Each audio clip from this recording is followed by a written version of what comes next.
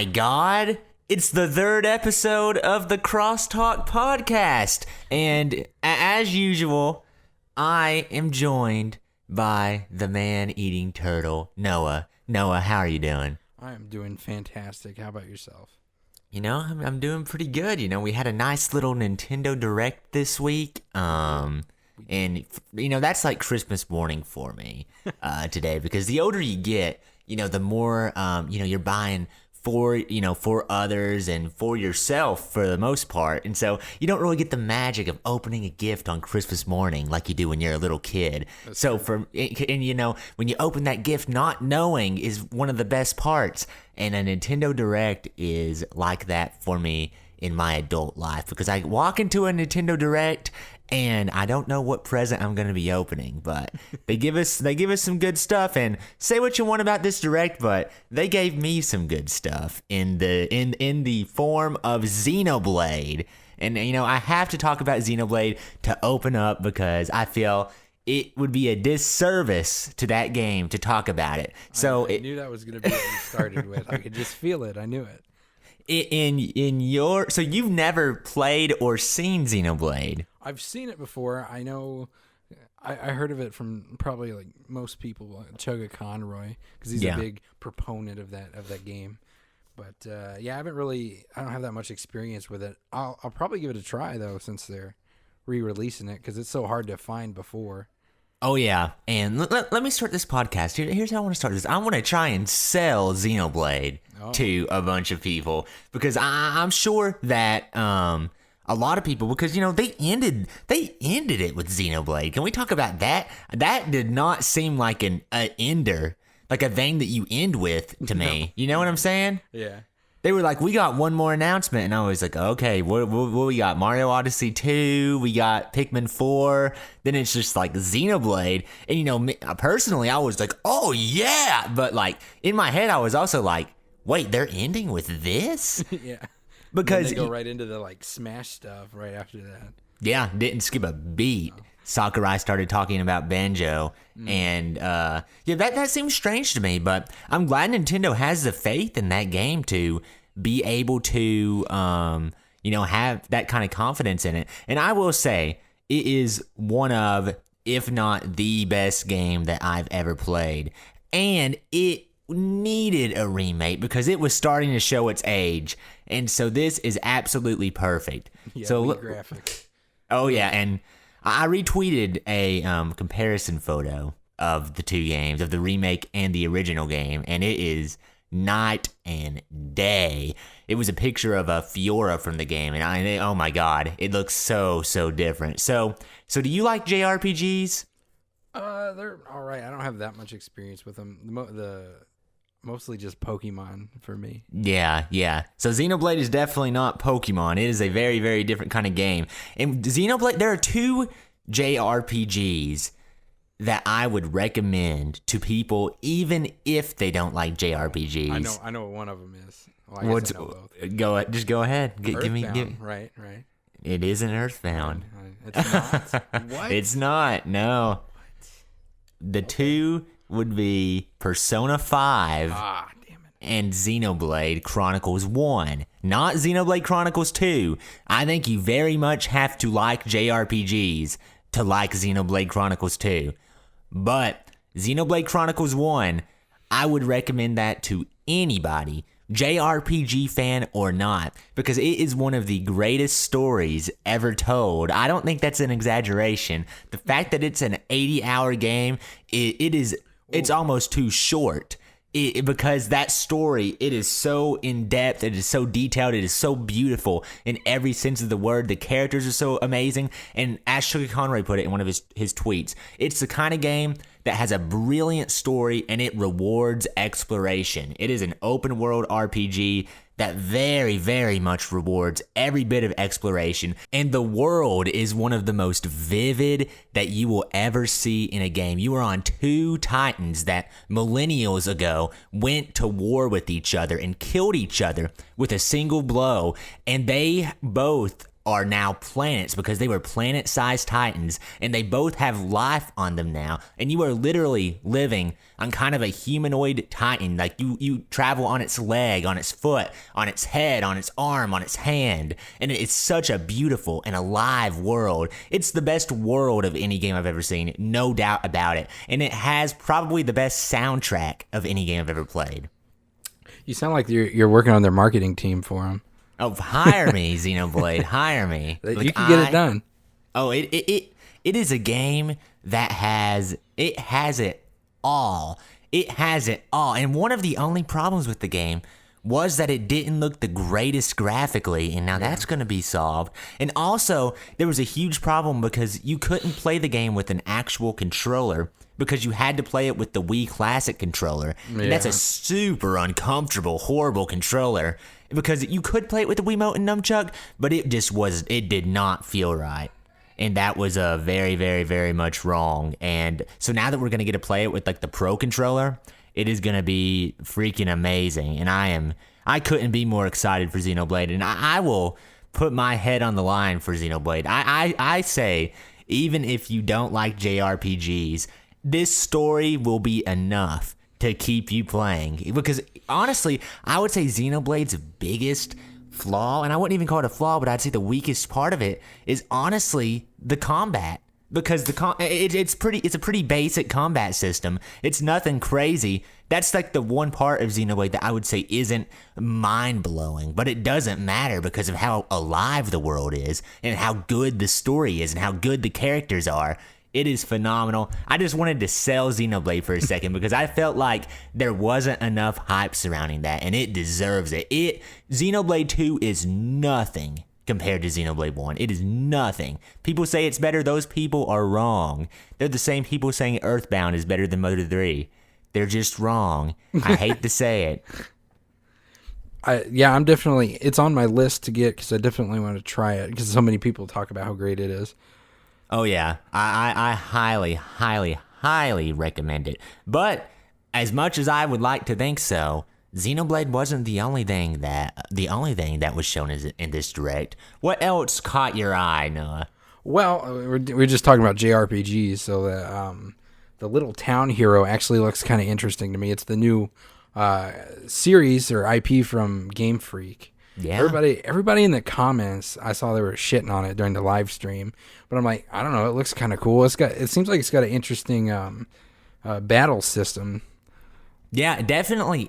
Interesting is the word because I have no clue how. If you threw me into a battle in Little Town Hero right now, I would not know the first thing as to how to fight because it looks complicated. Yeah, so it seems like when you start a battle, you can move around the town itself, and then you can pick teammates, pick them up as you go, and make strategic moves around the. I guess the whole town is like a map for RPG battles.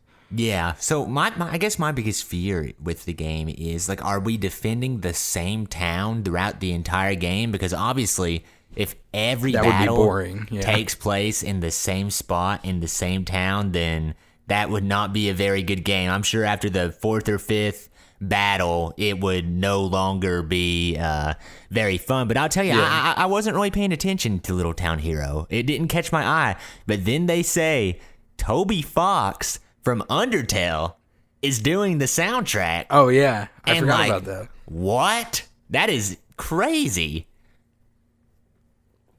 But, yeah. Crazy. That wasn't very good. Crazy for Toby Fox, for sure. Yeah. Well, he's got a lot of work with Nintendo recently. He's got Sans costume in Smash with a Megalovania remix. Yeah, that is insane. He is a freaking... I mean, he made it just with Undertale. And I'll tell you, like with Xenoblade, freaking Undertale has one of the best soundtracks I've ever played in a video game. If I had to rank the 3 best soundtracks I've ever played in a video game, it'd probably be Xenoblade, Persona 5, and Undertale. Like, I mean, Toby Fox, I mean, him and his team, or I don't know if it's just him, fantastic composer. And what I heard from Little Town Hero, I mean... it definitely caught my eye, and even if I don't buy the game, I'll definitely definitely be checking out the soundtrack. Oh yeah, I want to see a little bit more into it before I make a decision, but I like the art style and it looks interesting, and obviously the music's going to be good. So I don't know, we'll see. Yeah, that's the kind of game I think would benefit from a demo, especially if it's a good game, because people are confused as to what the game is, I think. Yeah, and, I don't think they're marketing it very very well. Yeah. They're just like, here it is, but what is it? I don't know. Yeah, I think that's why people are hating on it in the comments, because they're advertising it kind of as overly complicated in a way, because that's what I see when I see this battle system. I don't see like, oh man, this looks super fun. I'm like, oh, I don't know what's going on right now. Is this like overly complicated? Because I don't got time for that. Hopefully they'll give, like, when it goes to release, I think they'll probably have like a big sit down direct for it, maybe like they do with Pokemon and stuff. Yeah, and the thing is, like, and it's not on our list, and I think it also proves my point that it's not on our list, but like Daemon X Machina, they are trying so hard with that game. Every freaking direct, they've got stuff on it. Nobody cares. I feel so bad for the developers of that game, because you can tell they're working so hard. They've released now multiple demos. I think this is the second demo for the game that they've released, and I've not seen a comment, I've not seen a tweet from one person who cares about Daemon X Machina. I mean, I assume you haven't played the demo. No. I thought about it. I saw it in the eShop earlier, and I was like, should I download it? But then I was like, That's the thing. Like, normally when Nintendo releases a demo, like if they would release a Little Town Hero demo, I'd download it today just to see what it's like. And that's one thing I'll say about Little Town Hero. And the point that I was trying to make is, I don't think it's quite in Daemon X Machina territory. I think it has caught people's eye, but people just don't know what it is yet. Yeah. Daemon X Machina, we all know. If we were gonna make a decision, we would have made it by now. You know, they don't have Toby Fox as their composer. Like, they don't have anything going for them. No, and it's just a bland looking shooter game. I don't know. Yeah, and personally, I'm not really big on mech games. I didn't even know that was like a genre of games. They keep mentioning it as it's like, oh, it's like all the other mech games, and I'm like, what other mech games? I don't know what you're talking about. Well, if it's just like the other ones, then why don't I just play the other ones and not buy this new one? Whoa. Yeah. You just broke the mode. We should probably, like, I think it'd be interesting if we could, like, give that game a try. Like, if we could find the time between podcasts one day and just give the demo like a good 30-minute to an hour try. It'd be interesting to discuss the game just like after actually playing it, because who knows, maybe it's just marketed terribly. Yeah, what if it's game of the year and we don't even know it and we just shit on it for no reason? And we could be the people who are freaking who are going to bat for Daemon X Machina, the first two in the history of the game to download the demo. We can make history. I feel so bad for them, though. I'm going to download it right now that we're talking about it, 'cause I forget. Oh, yeah, I'm sure it won't cross your mind. It certainly didn't cross my mind when I was labeling the direct on this list, but it's a good thing to talk about. And I guess next we can go ahead and segue, because the only thing to really talk about with Daemon X Machina is that there is nothing to talk about. But they also showed a little bit more of Luigi's Mansion 3. Yeah, but we didn't get very much.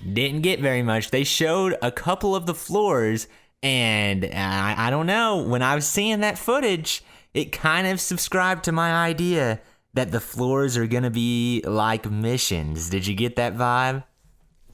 Maybe a little bit.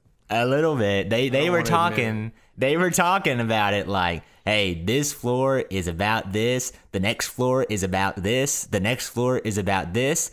And it's missions. I'm very concerned for this game. They had to do it to me.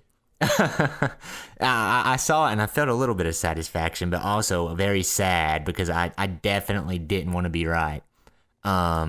They showed a multiplayer mode as well, and didn't look that interesting. Yeah, I don't really give a shit about that. Luigi's Mansion is supposed to be a really good single player experience. Now, if they have multiplayer, that's fine, but let's focus on making the game that we want in the single player instead of fucking around with shit that we don't need. Yeah, I mean, from what I hear from people who are fans of Luigi's Mansion Dark Moon, everyone says that Luigi's Mansion, the Scare Scraper mode, is the best thing about that game. Well, that's kind of sad. I mean, I do not put it past them 100%, because I mean, I played a little bit of the Scare Scraper mode. I think we might have played it together when it first came out a long time ago. But I mean, it didn't put a lasting impression on me. It just seemed like pretty generic, randomly generated floors of Luigi's Mansion. And I mean, can you get more fun out of that than the main game? I mean, I guess it depends on the person, but it didn't really impress me. And these new modes kind of look like, you know, they're like a top-down 8-player mode. Not something that you'll ever see me playing, I don't think. It's almost like that, what is the name of that? Nintendo Land, you know what I'm talking about? Yes, dude, I thought the exact same thing when I was watching it. I was like, remaking it. but less interesting, because the Nintendo Land Luigi's Mansion game was actually pretty good. It was kind of fun, yeah.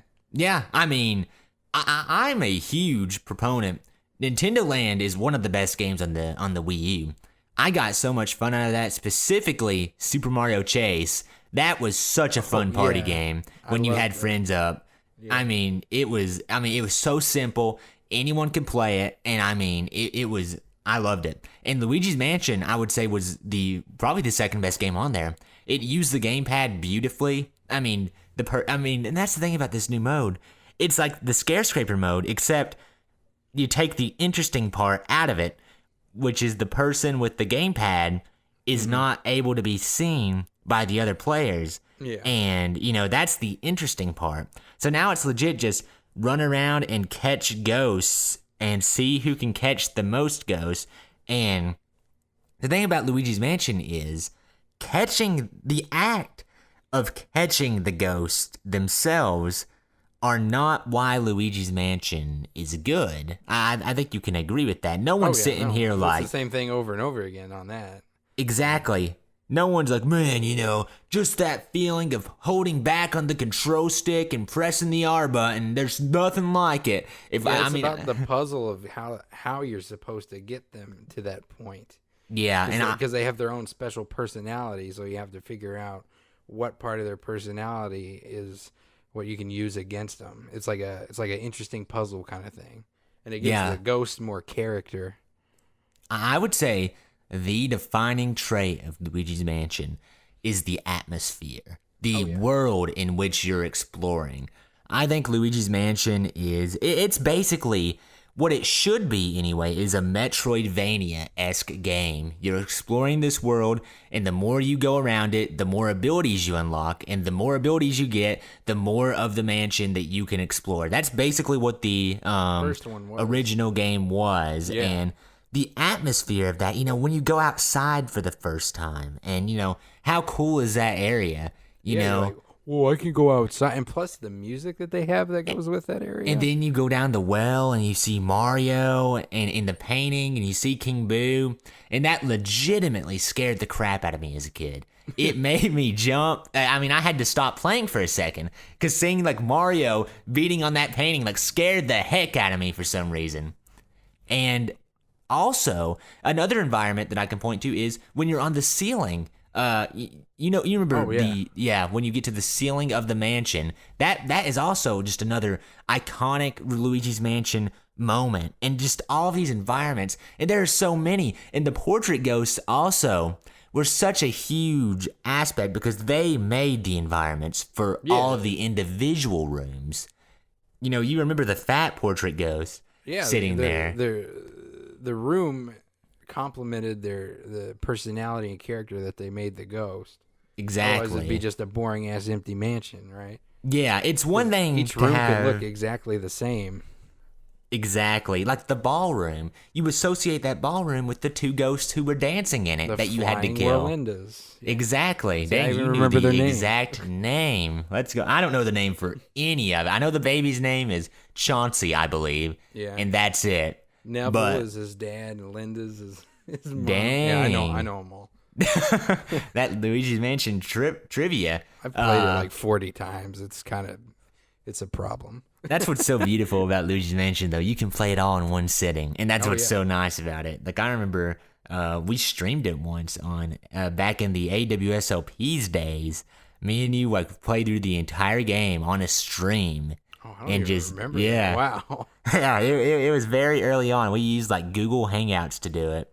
Oh my God, I do remember that. Yeah. Yeah, it was and we just did the whole game, and it was just, we just got through it, and it was so fun. And when we're on road trips, a lot of the times, if we get a rental van with AV cords in them, because a lot of these rental vans have those, we'll always bring the GameCube, and we'll always find a game to play. And a lot of the times, we'll just freaking go through Luigi's Mansion. But the thing about that is it doesn't last the whole road trip a lot of the time. Yeah, no. So you fly through it if you know what you're doing. Yeah, and by this point, I'd say I played through it 6 or 7 times myself. I get a Luigi's Mansion feel probably once every 2 years, I'd say. Now I sound like an addict because you're over here 6 or 7 times. I'm like, I played it 40 times. Probably 20 of them were 100% too. Oh, I've never played the game and not 100%ed it. The first couple of times I played it, I did. Yeah, I think as a kid, I might not have. But I remember, like, the first time I found the girl that pees herself. You know what I'm talking about? The girl that pees herself? I don't know what you're talking about. Oh, there's the one, and she's, like, laying in bed, but her bed's up on the ceiling. And the way you're supposed to wake her up is you spray water on her and make her think she peed her pants. There's a door that's got the boards that are locked up on it, and you have to find the other way in. I have no recollection of this. Oh man, I'm sure if you showed me the ghost, I would know it. But what part of the game is this in?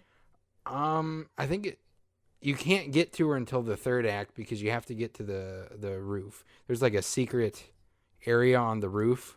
And then you like drop down in it and you land in her room. Yeah, I think I remember the passageway you're talking about, but yeah, I for some reason can't remember making a ghost pee on herself and then catching her. Maybe it's not quite as vivid as I'm imagining it is. No. I'm imagining like a stain on her pants, her being like, oh, and then her heart appears, and then you just vacuum her up. And I'm sure that's how it goes. Oh, is that really what happens? I think she's like, oh, not again, and then you suck her up. Dang. All right. That just shows how great the original Luigi's Mansion is, because crap like that happens. And you wouldn't see that in these new games they got going now. Yeah. And, we always find a way to talk about the original Luigi's Mansion. Like, we bring up Luigi's Mansion 3, we talk about it for 2 or 3 minutes, and then bam, 10 minutes of original Luigi's Mansion. Yeah. Because we have to. But yeah, there's not really that much to say about the original Luigi's show enough. Mansion. I don't know. I can't. Yeah, that was kind of a theme with this direct. Not showing anything in these like, trailers. Here you go. With Animal Crossing, they did the same thing. Anything. Yeah, we already knew we had crafting stuff, people. Let's get to some real stuff. We already knew about the phone, too. We knew about everything in that trailer. They showed it all at E3. This is basically, hey, you remember E3, guys? Yeah. And it was, because they brought up the Animal Crossing trailer, and I was like, yes! I was like, let's freaking go. And I was excited to see more, but I watched a lot of videos on that original Animal Crossing footage, so... Yeah. I've probably seen stuff that they didn't necessarily show in the trailers. They had a big 20-minute treehouse footage thing. I watched that whole thing. Yeah. I watched people. There was a video I watched, like 100 facts about the Animal Crossing. And everything. Not one single thing in that did I not know. I was hoping that we would get like a release date for Luigi's Mansion 3. We still haven't gotten one. Yeah, the fact that we've not had a release date for that, it's weird. Makes me worried. Yeah, I don't like it. They say it's coming out in October, right? Is there like a general release date at least? No, I don't even think there's a general release date. I think people are speculating that they're going to release it in October, but I don't think they've officially announced anything on when it's going to come out. Oh, yeah? I'm pretty sure, I might be wrong, and then I'm going to be a bad Luigi's Mansion fan, but I'm pretty sure they haven't formally announced any kind of rough release date other than 2019. I'm not a Luigi's Mansion fan. I'm a Luigi's Mansion 1 fan. It's just like I'm not a Paper Mario fan. I'm a first 3 Paper Mario games fan. It's sad when they ruin your favorite series and you can't talk about it anymore. Oh, it says October 31st. 31st? Yeah. That Halloween. seems. Oh, that does seem right. I feel like they did give it. So is that the release date? Were we just wrong on that? I guess. I don't remember ever hearing it, and I watched everything that they put up about it. Now that you say that, that makes sense because I remember watching a video of someone saying that that the fact that it comes out on Halloween is like really sweet. They're like, oh yeah, that's gonna be like the best Halloween ever. Yeah, that's pretty cool. I'm gonna buy it day one, and then I'm gonna shit on it probably. But I'll buy it. Oh, I'm buying it. I don't think it's gonna be the worst game in the world. I don't think Dark Moon's the worst game in the world. I just think it's a very bland game. Yeah. Oh, it's functional by all definitions. It's a good game. It's just kind of a letdown based on the first one. Yeah, I completely agree. But I mean, there's not really too much to talk about with this game, so I guess we can go ahead and move on. Yeah, that's it, man. What else? So what do you want to talk about next? Okay, have you been playing Smash? Have you tried Banjo? I have tried Banjo. Oh, I love him. He's great, excellent. I think he might be my new main in the game. Really? Actually. Yeah. He's got everything I like. He's got projectiles. He's got he's good with up close stuff. And I love that my favorite move from Toon Link is basically his down smash with the bird beak dive. So it's basically like Toon Link's little sword jab, and he was my main before anyway. So. Oh yeah, I love the fact that Banjo is in the game, but I don't think he is the best character in the game. I think he is a mid-tier character, I would say. And I'm talking like in terms of competitive, of course. Oh, yeah. Like in terms of casual, I don't think tiers matter. And that's what I always tell people who are like, there'll be people playing the game casually and they'll be like, well, who's the highest tier character? And I'm like, well, unless you're playing the game competitively, the tiers don't really matter at all. So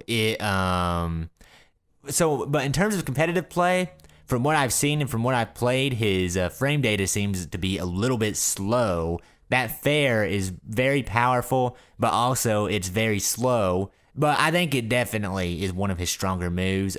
His down air has a lot of lag to it. His back air has a lot of lag to it. Down throw, you can't basically combo anything out of it if you have a good masher. I think the best moves in his kit are his down special, which is the grenade. Banjos are going to have to zone with the grenade. And it's a good combo tool. If you do grenade into side B, that is a combo at certain percents, and that's a kill confirm. Yeah. So it's super hard to set up, but if Banjos can master that, it'll be a super easy kill confirm. And then obviously, side B is going to be a phenomenal move merely because of its invincibility. Oh, yeah. However, I do not think that move is as powerful as people originally anticipated. It has a lot of startup lag. Not a ton, but it has enough startup lag to where, in my opinion, you can get grabbed out of it and you can react to it with shield, and then it's super easy, as Sakurai showed in the direct, to punish it out of shield. So I think that move is good, but you definitely can't just spam it like I originally thought you'd be able to. And you have the golden feathers, so you only get to use it so many times without losing a stock. I think if the golden feathers weren't a thing, then it would be a much better move. But the fact that you can't, I think it'd be OP if it didn't have the gold feathers, though. Yeah. Do I think it would make Banjo the best character in the game? I don't think so. But, so I honestly think he could have afforded to use it. But this is all early speculation. Banjo's been out for a day. Yeah. Banjo might be the best character in the game. We don't know yet. Someone could discover something tomorrow that is just unstoppable. So these are all very early impressions. Speculation, yeah. Yeah, I don't think Banjo is low tier by any means. He might be high tier. He's not top tier though. Imagine how devastating that would be that we finally get him in the game and he sucked. I mean, talk to Ridley mains. I mean, that's exactly what happened to them. Although the recent Ridley buffs definitely did that character some favors, but you can still destroy Ridley. And as someone who plays as Joker, basically, if you have Arsene and Ridley tries to recover, counter that recovery and say goodbye to Ridley's stock. Joker destroys Ridley.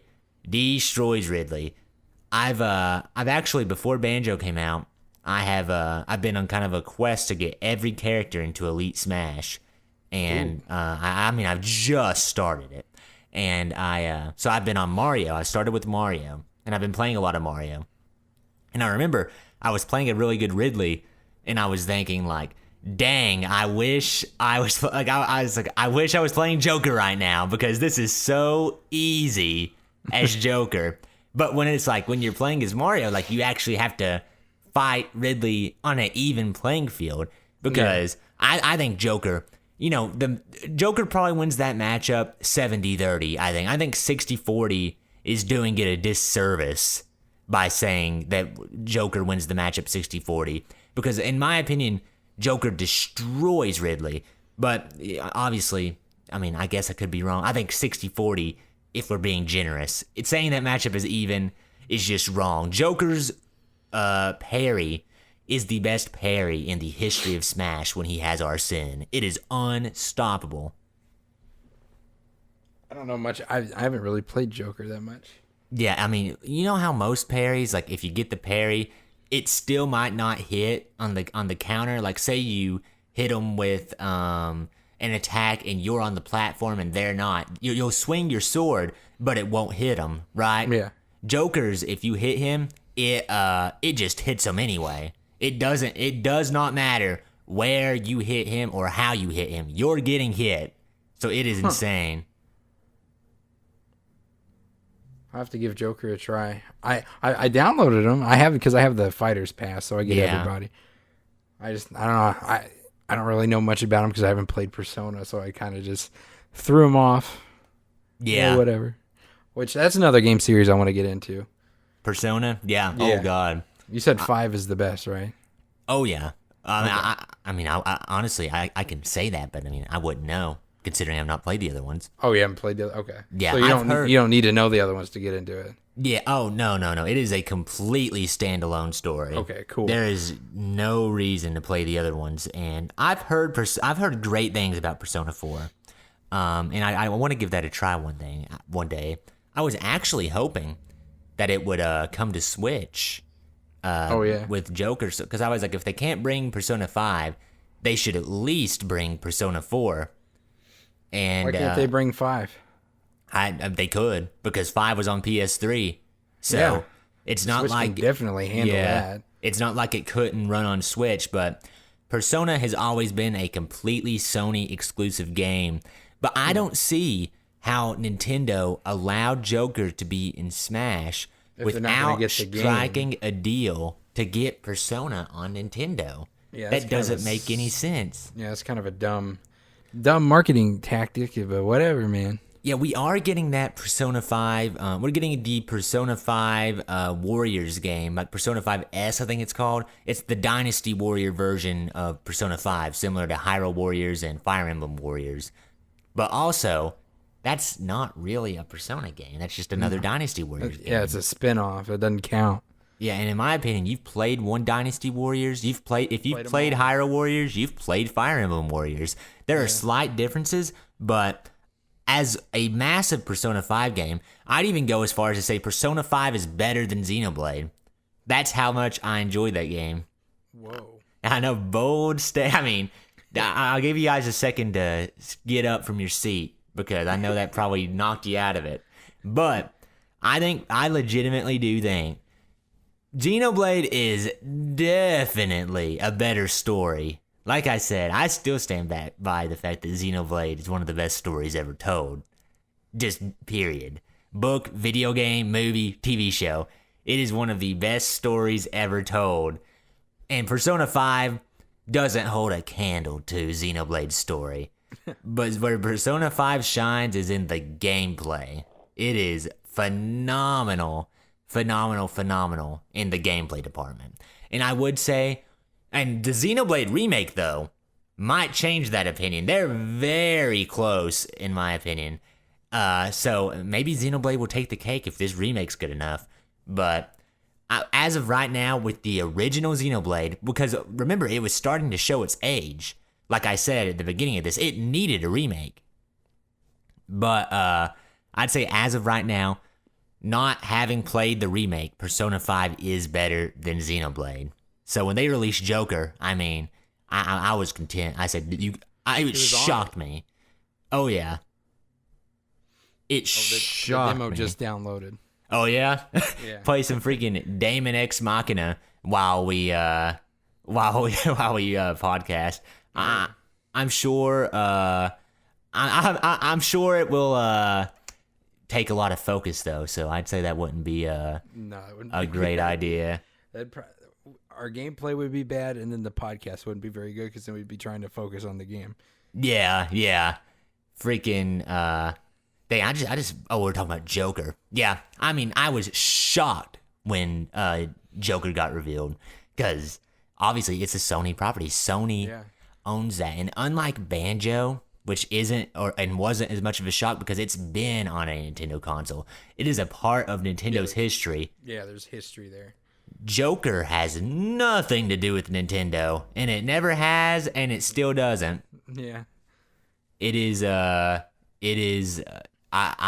don't know. So are there any like Smash characters that you're really, really wanting to make it in that they? Yeah, and I think another big thing to talk about is the fact that we are getting more DLC characters. Yeah, that's pretty exciting. I was getting kind of worried because I'm like, we only got one slot left, but we're getting more, so we're good. Yeah, it is. I feel bad for Sakurai though, because he was like, the finish line keeps getting further and further away, and it was just like, geez. You can see the look on his face. He's like, God, can we just stop this shit? Like, let this man live. And so I felt bad for him, but I'm also happy we're getting some. But I hope there's a very big gap between Ultimate and the next Smash game. Oh yeah. I want to be married with kids the next time I see a new Smash game. Whoa, I don't know how long. I mean, that's what, at most 10 years away. We'll be 30 in 10 years. So I'm sure we'll be married by the time we're 30, or at least, hopefully, we'll be married. If we're not, we should get looking. Maybe. But anyway, with the DLC characters, I'm pretty content, honestly. They have given me everything. If I want it, Sakurai wills it. Like, I swear, it is insane. Like, as a huge Xenoblade fan going into Smash 4, I was a Shulk fan before anyone knew Shulk existed. I mean, I was a Xenoblade fan before he got revealed for Smash, and I was just like, how cool would it be if Shulk got put in Smash? I'm like, it'll never happen. No one knows what Xenoblade is, but I'm like, how cool would that be? And then he puts Shulk in Smash. And he does it. I mean, I freaked out when I saw it. I was like, what? And then I played Persona 5, and I was like, it'll never happen. It's a Sony IP, but how cool would it be if Joker was in the game? And then he puts Joker in the game. I mean, if I will it, it happens. And so even though I was a little disappointed with Terry and Hero, considering I didn't know who those characters were. Yeah. Banjo, freaking Banjo. Yeah, Banjo. I mean, I was completely happy with that. That needed to happen a long time ago. Oh, yeah. But I can't be mad because they've already given me everything that I wanted. They took Lucas out of Smash 4, and I was super disappointed. And then they put him back in as DLC. Yep. I mean, I have never been disappointed. Not only have I never been disappointed, I have been shocked and proved wrong on multiple occasions. I cannot complain about the Smash Bros. Roster. It has been too good to me. I kind of want Doom Guy. There were like leaks about it, and they were fake or whatever. But I kind of like the idea of that now that I think about that. Well, especially with Doom and stuff coming to Smash. Like we got Doom 64, we got the Doom 2 Eternal Darkness or whatever. That's coming out, and the original, well, not original, the 2016 Doom that was on Switch too. So I think it's a pretty good possibility. Yeah, Doom is like supporting the Switch. Oh yeah. To a weird degree. Who makes Doom? Bethesda.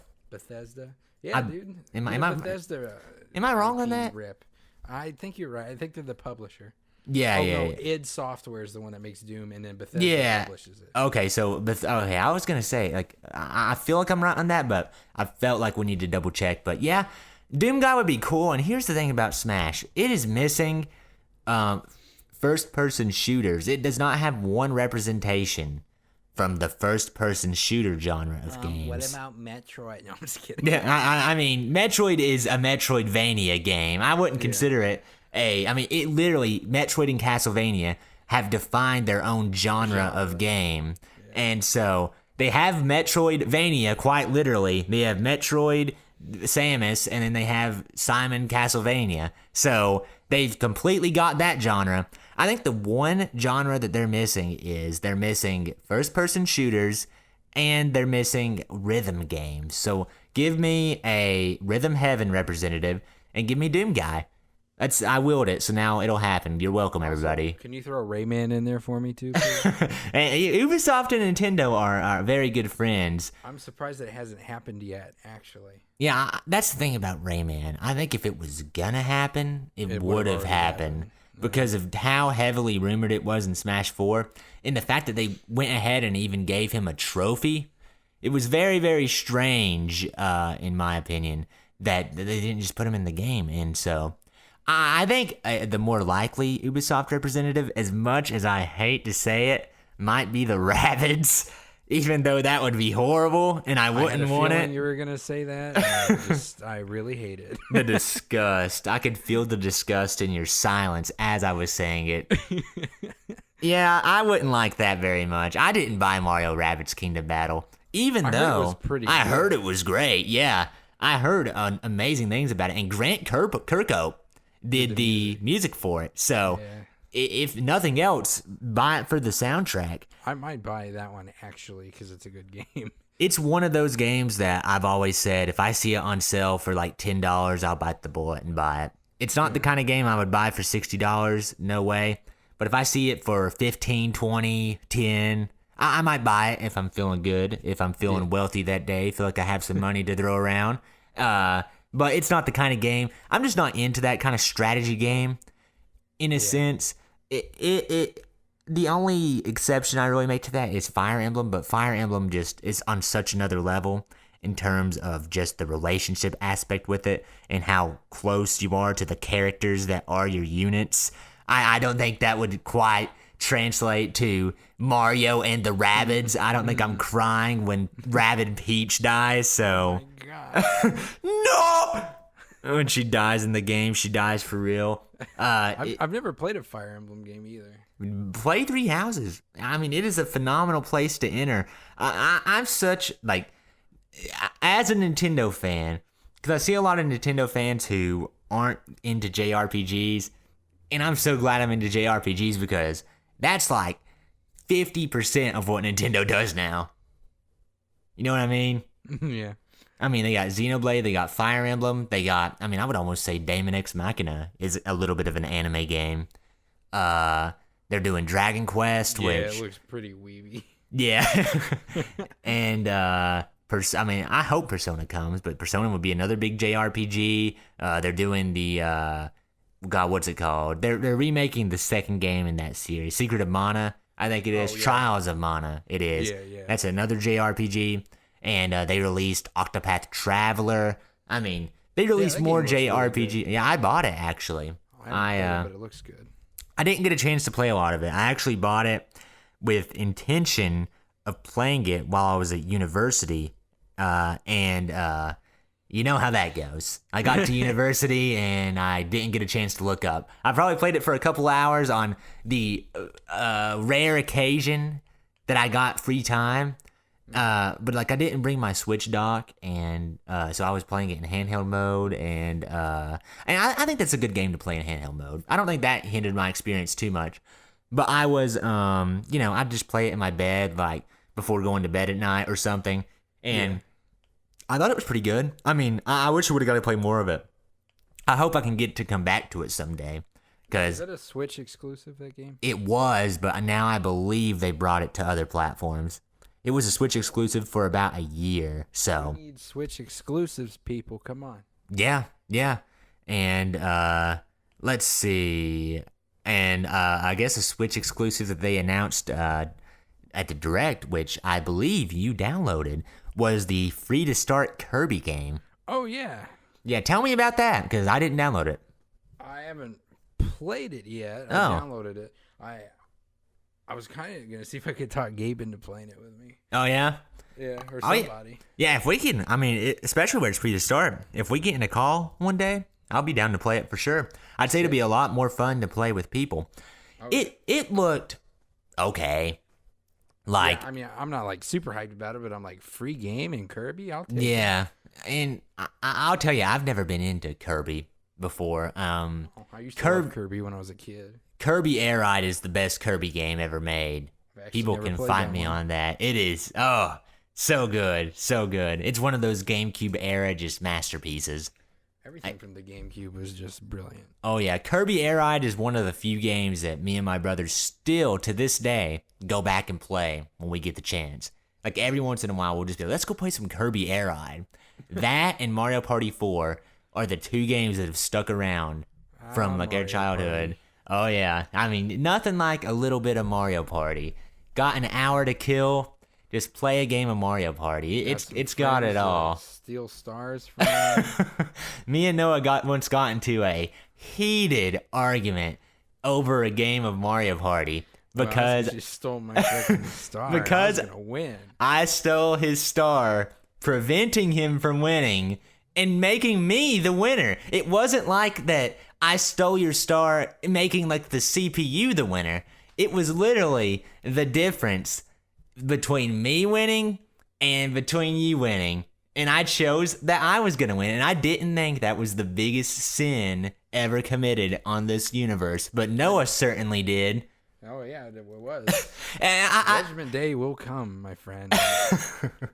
I think that it was debatable, though, whether or not it was the right decision, if I remember right. I remember it was a very close game between you and the CPU. And you were like, and I think you were making the argument pretty hard that I was making the wrong decision. That if I were to steal this star from you, I'm guaranteeing the CPU wins. And I didn't see it the same way. And I was like, no, if I don't steal this star from you, I'm guaranteeing that you win the game. I believe that I can beat the CPU if I steal this star. I don't think I can beat you. If I think I had a strong ending to the game. I think that the next star landed in front of me and I got the next star, and that's the only reason I won. I think that if I didn't get another star, the CPU would have won. But it was one of the greatest. It was just, I wish we had recorded it because it was such a good Mario Party moment. Because it was sometime. Yeah, I mean we have it ready to set up. Oh yeah, it was. I hope it can be as intense as that game because it was just such a strategic, defining moment in the game, and that's why those old ones are so good, and that's why I always go back to Mario Party 4 because every map on that game has a boost space, and unlike Mario Party 6, in which only that map that we were playing on has a boo space. But in Mario Party 4, all of the maps have boo. And it always comes down to these defining strategic decisions as to who you steal from and what you steal from them as to if you win the game or not. Literally, there was one time where I was playing with my brother that I declined the star. I strategically said no to the star, and it won me the game. Like, we were playing on that level of Mario Party. Because here's the thing. If I would have... We were in a tight race for the coin star, right? Because in Mario Party 4, it's a good system, unlike the new Mario Party games. There are 3 bonus stars. You know what you're fighting for. The coin star, whoever had the most amount of coins at any given point in the game. Not whoever has the most at the end of the game. Whoever had the most. If I had 150 and then they all got stolen, 150 is now the score to beat. It doesn't matter if I have them at the end of the game. So, me and my brother were in a race for the coin star. We were literally tied in coins, and I was a couple coins ahead of them, and we were both over the gap. So whoever had the most coins when the game was over was going to get the coin star. And I was about to buy a star, and he was one star, I believe. No, I think we were tied in stars, okay? And so we were tied in stars, and so if I would have bought the star, it would have guaranteed basically that he was going to get the coin star. And I think that, and if he would have gotten the coin star, I believe I was about 2 stars ahead of him, or a star or whatever, and he was getting a couple of the bonus stars. But if he would have gotten the bonus star, the coin star, that star I bought would have been basically canceled out because he would have gotten the coin star. And not only that, he would have had the coin lead on me. So he would have beat me in a tie. So basically, buying the star would have resulted in both of us getting a star because that would have given him the coin star. And if he got the coin star, he had the coin lead, which would have won him the game in a tie. So I had to decline the star in order to beat him for the coin lead to win the game. And I won the game because I declined the star. Because if I didn't, it would have been a tie, and he would have won because of the coins. That is Mario Party right there. That is what you want to see in a Mario Party game. Not pure luck. This is just him justifying what he did to me. That's all this is right there. That's it. There are such... that's why I love that series so much. Just because... there are these strategic decisions, and I remember the look, because we had 4 people playing that night. I remember I sat on that star screen, do you want to buy the star, yes or no, for probably 5 minutes, just thinking. I was like, is there any way I could buy this star and pass him in coins? But I was like, there isn't. I'm losing 20 coins. He's already 10 ahead of me. I have to win the next 2, and there's only too many games left. And so it was like, there's no situation where I buy this star and win. There is, however, a situation where I don't buy this star. I win the next 2 mini games, get the coin lead, and win. And I did it. And it was like, when I said no to that star, everyone was like, what are you doing? And I was like, I have a plan. I have a plan, guys. It's fine. And it was like, I'm a professional, okay? It was the most beautiful play that I've ever done in Mario Party. Because it was, I mean, you think about it, right? And like, you're never like, you see the no option on the star, and you're like, oh, that's just for memeing. There's never a reason to decline the star. But like, there is a reason in that situation. And that's why having the reset bonus stars is such a big deal. Because if that would have been Super Mario Party, I would have just banked on the fact that the coin star wasn't going to be one of the 3 because there's 8 possibilities. So if that would legit be me banking on the fact that the coin star was going to be in there, why not just buy the star and take the 1 in 8 chance that it's going to be in there? Yeah. So that takes all strategy out of it. And that's what I made a bunch of videos. I made a couple videos about it. And there's the plug-in again. He's always plugging. There it is. Yeah, I mean, I have to plug. The Man-Eating Turtles, my gaming channel. Everyone check it out, please. I mean, the link is in the description for a reason. It actually is, yeah. Yeah, if you want to check out some of the game base, want to see some more structured arguments being made, check that out. I'll go ahead and just hardcore plug it. I don't even remember how I went on that tangent about Mario Party. I don't even remember what started. Oh, no? We were talking about Kirby. Then we talked about playing together. Then we talked about the stars, and I think that's how we got off on this tangent. So, hey, Release Super Mario Party 2 and make it good, Nintendo. I was halfway expecting Super Mario Party 2. I think we got a little bit more time before they'll do that. Yeah, you know that game sold 7 million copies? That's quite a lot. It's like the number 7 or 8 most best-selling game on the Switch. Oh, really? And it's terrible. It has 4 boards that are just grid-based garbage. Yeah. It has 100 basic mini games. It is horribly... I mean, just keep milking them out. If 7 million people are going to buy it, I bought it. I'm not going to buy the second one if it's the same. But, I mean, if 7 million people are buying that, why not make it an annual thing like it used to be if it's selling that much? Yeah. I guess. Here's the I don't only... want to ruin the franchise, though. Yeah, I mean... Call of Duty. They already ruined the franchise, unfortunately. I know. People were so hypnotized by Mario Party 9 and Mario Party 10 that when Super Mario Party came out and was slightly better, everyone was just like, oh my god, Mario Party's back. No, Mario Party's not back with Super Mario Party. Mario Party back with Super Mario Party? The answer is no. It's a big fat no, guys. No, Mario Party is not back with Super Mario Party. It sickens me to see people say that it is, honestly. Like, I'll see videos of people being like, Super Mario Party's the best game in the series. And I'll be like, no, it's not.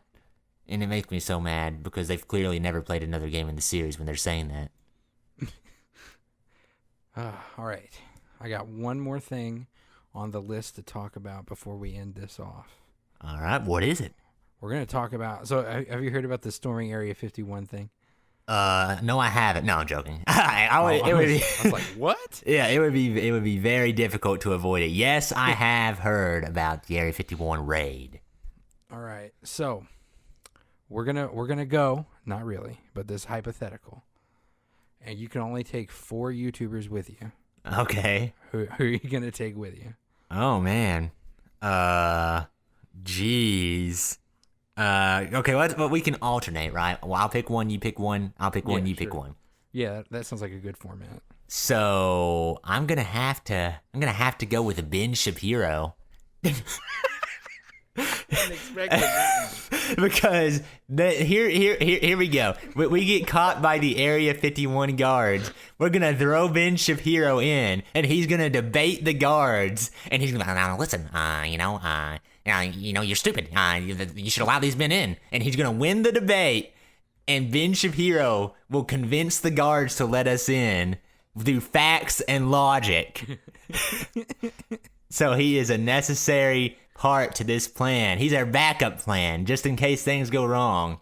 And also, if we do need to make a human sacrifice to the aliens, Ben Shapiro is there. Oh my god. I'm sure Ben would be down. So I'll sacrifice myself. Yeah. I mean, it's just a factual thing to do. I would be the best sacrifice. I mean, the aliens clearly respect me. So Ben Shapiro's number 1. Okay. I have a feeling we're about to assemble a dream team right here. Oh my god. Wait, so are we doing a combined 4, you and me? I think that was the format that we were saying. I can go with that. I was thinking iDubbbz. iDubbbz, ooh, yeah. I could see, how do you think iDubbbz and Ben Shapiro are getting along? How's our team chemistry? That would be really odd. Yeah. I don't know how that would go. But after that one video where him and H3 are shooting guns, he's going to be our weapons guy. Oh, yeah. iDubbbz brings the heavy artillery. Yeah, and he knows how to catch squirrels, so we'll have food. Dang. Definitely. Okay. Yeah. So we have facts and logic, we have guns, and we have food. So we're assembling a pretty good team here. I think we're going to need a little more firepower. I'm about to take it old school. I don't even know if this guy even makes videos anymore, but I'm going to have to go with FPS Russia. Oh, man. You remember FPS Russia? Yeah, I remember him. I mean, if iDubbbz doesn't bring the heat, FPS Russia will. This man, I mean, he made a living just firing guns at random crap. And, he has it all. So FPS Russia, I'm going to bring him to America, and he'll be our heavy hitter. He'll be the guy firing the guns. iDubbbz can bring them. Ben Shapiro can give us facts and logic. And FPS Russia can be the man who does the deed. I like this team. I like this team so far. I just imagine Ben Shapiro talking to FPS Russia. It'd be such a weird conversation. All right. My last pick. Do you know who William Osmond is? I don't.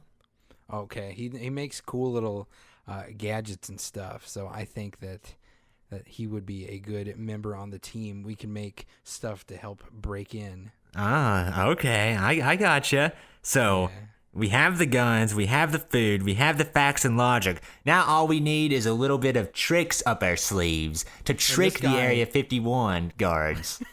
This guy has worked with iDubbbz before, so we already have some team chemistry there on that one, so I think it'll work out great.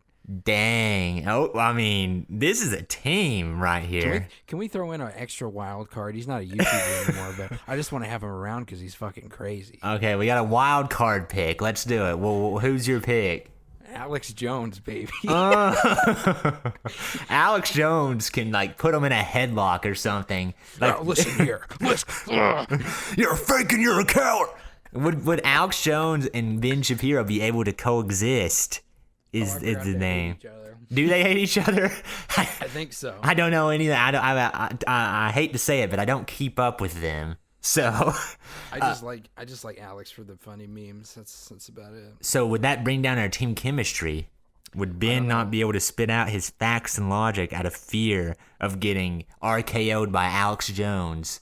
Well, okay, so if Ben Shapiro is the human sacrifice we bring along with us, then Alex Jones can just kind of shoehorn his way into the team after that. Alex Jones can be the guy who chucks Ben Shapiro into the pit of aliens. He can lift him up with his grown man strength, and Alex Jones can chuck Ben Shapiro into a pit of aliens. Imagine.